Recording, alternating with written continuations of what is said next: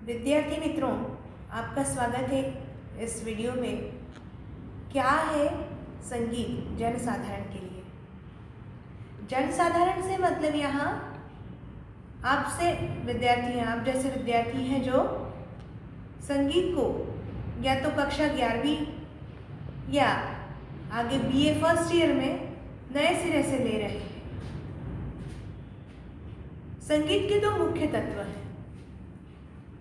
सबसे पहले जान लें कि संगीत ही क्या है। संगीत की शास्त्रीय व्याख्या यूँ दी जाती है कि गीत, वाद्य तथा नृत्य तीनों को सम्मिलित रूप में संगीत कहते हैं। यानी एक साथ तीनों अगर हों तो वो संगीत है।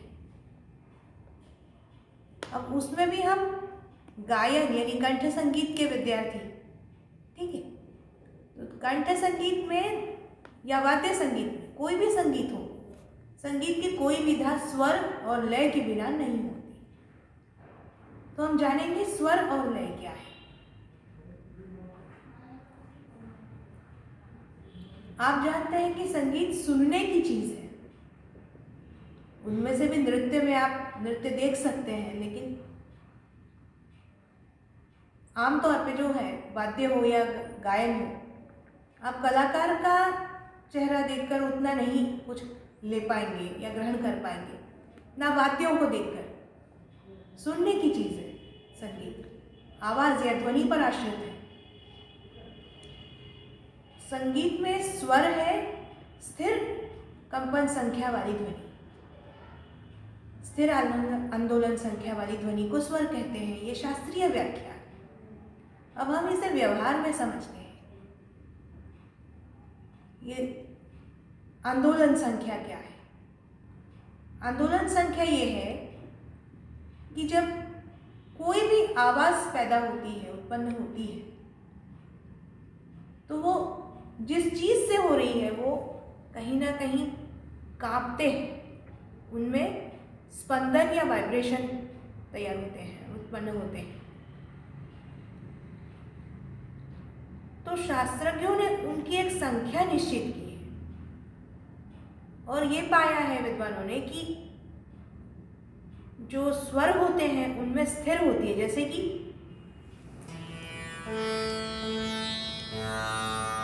ये तानपुरा छिड़ रहा है, तो इसके हर आवाज जो है एक सी है, कांस्टेंट है। और इसके उल्टे जो मैं बोल रही हूँ या फिर ये जो क्लैप तालियों की आवाज है, इसमें आंदोलन संख्या जो है स्थिर नहीं है, तो ये स्वर नहीं कहलाएगा। हम कोई स्वर लगाते हैं या संगीत का कोई वाद्य बजता है तो वो स्थिर आंदोलन संख्या, ये हुआ स्वर। अब लय को आप कैसे जानेंगे? एक सी रफ्तार, कोई भी एक कांस्टेंट स्पीड को आप लय कह सकते हैं। शास्त्रीय परिभाषा उसकी क्या है? दो मात्राओं के बीच की दूरी नापने की इकाई को लय कहते हैं। लेकिन यहाँ हम व्यवहार में उसको कांस्टेंट स्पीड समझ सकते हैं। कोई भी दिल की धड़कन, घड़ी की आवाज, चाल, ये एक सा होता है।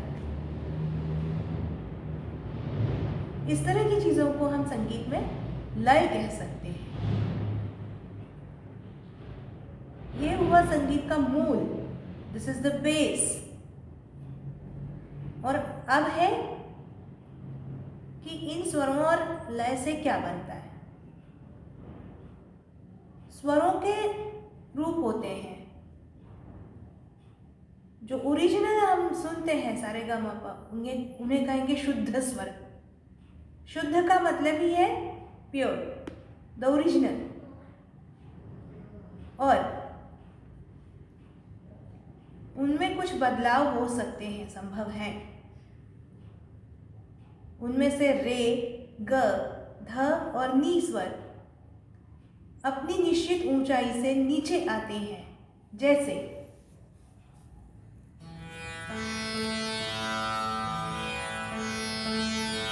सा रे ग मा पा धा नी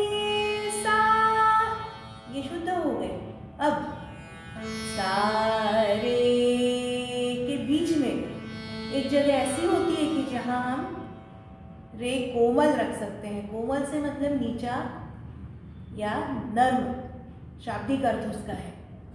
सा रे के बीच में रे, ये कोमल स्वर हो गया। इस तरह के 12 स्वर माने जाते हैं, यानी 7 शुद्ध और इस तरह से 5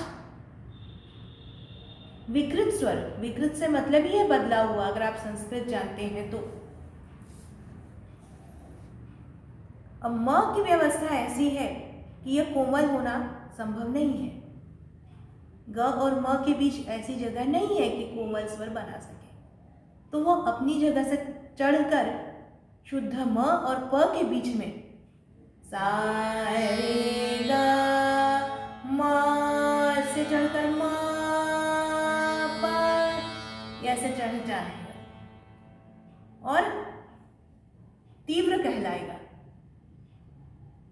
और यही जो कोमल, तीव्र, शुद्ध इन स्वरों से मिलकर के राग बनते हैं।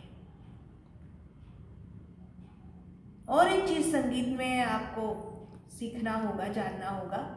शास्त्रों में तो ठीक है, आपको जब थियरी पढ़ेंगे व्याख्याएं हैं, स्वर क्या है, लय क्या है, शास्त्रीय व्याख्याएं हैं, मात्रा, ताल,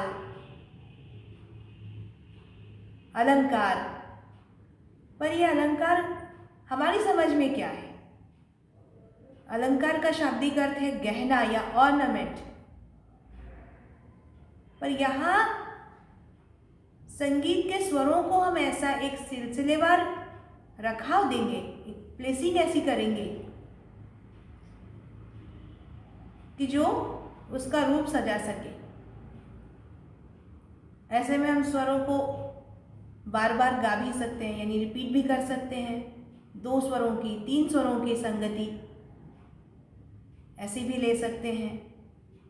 तो ये संगतियाँ एक क्रम से होनी चाहिए, सीरियली होनी चाहिए, तभी ये बनेगा संगीत में अलंकार।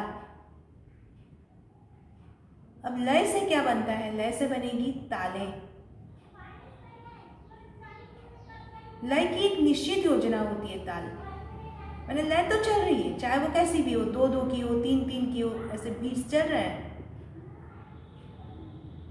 पर उनको जब एक निश्चित रूप में दे दिया जाता है, जैसे 16 मात्रा की ताल, 6 मात्रा की ताल, 8 मात्रा की ताल, मतलब उतना हो गया तो वो ताल पूरी हो गई।